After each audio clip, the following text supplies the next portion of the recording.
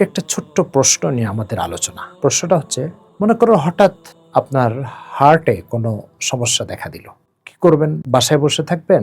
নিশ্চয় আপনি কোনো দক্ষ ডাক্তারের দিকে, কোনো হাসপাতালের দিকে রওনা করবেন। প্রশ্ন হচ্ছে, ঘরে বসে থাকলেন না কেন?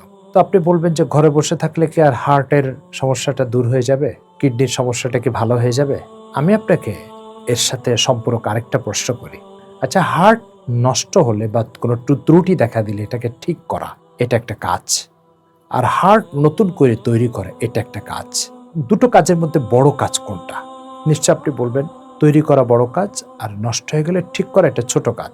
তো ছোট কাজটা তো আপনি ঘরে বসে ভালো হয়ে যাবে ভাবছেন না। আপনি ডাক্তারের হাতের স্পর্শ লাগবে, ডাক্তারের চিকিৎসা লাগবে, তার পরিকল্পনা লাগবে, তার মেধা লাগবে, তারপরে এই হার্ট ভালো হবে। চিকিৎসার মতো ছোট কাজের জন্য যদি একজন মেধাবী ডাক্তার দরকার হয়, তাহলে হার্ট তৈরি করাটার কাজটা একজন মেধাবী প্রস্তুতকারক বা স্রষ্টা ছাড়া কিভাবে হবে?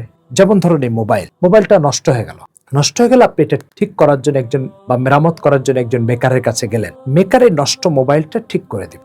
নষ্ট মোবাইল ঠিক করার জন্য যদি, মেরামত করার জন্য যদি একজন দক্ষ মেকারের দরকার হয়, তাহলে এই মোবাইলটা যখন আপনি নতুন করে তৈরি করবেন, তখন কি কিছু পার্টস এখানে রাখলে নিজে নিজে তৈরি হবে, না যে এটাকে পূর্ণাঙ্গ রূপ দিবে সে আরো মেধাবী হতে হবে, আরো দক্ষতা থাকা লাগবে? আমার প্রশ্ন হচ্ছে, মোবাইল নষ্ট হওয়ার জন্য যদি একজন মেকারের হাত লাগে, তো প্রস্তুত করার জন্য আরো বড় মেকারের হাতের দরকার।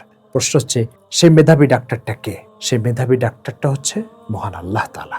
তিনি তার পরিকল্পনা দিয়ে আপনাকে সেট করেছেন। আপনি কি তার সেটিং থেকে বের হয়ে দুনিয়াতে এসে তাকে প্রথমে অস্বীকার করবেন? এই বিবেকহীনতা, এই দ্বিচারিতা, এই নীতিহীনতা, এটাকেই ইসলাম প্রতিহত করার জন্য বেঁচে আছে, আগামীতে বেঁচে থাকবে।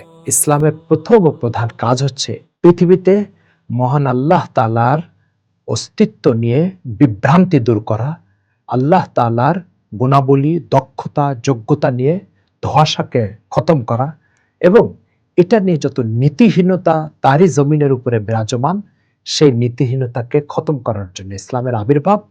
আর এই জন্য সে তার যাত্রাকে অব্যাহত রেখেছে। আসুন, এই অন্ধকার থেকে, এই বিভ্রান্তি থেকে, আর এই নীতিহীনতা থেকে আমরা নিজেদেরকে রক্ষা করি। আল্লাহ তাআলার শ্রেষ্ঠত্বের অনুভূতি নিয়ে কবরে যাওয়ার চেষ্টা করি। আসসালামু আলাইকুম ওয়া রাহমাতুল্লাহ।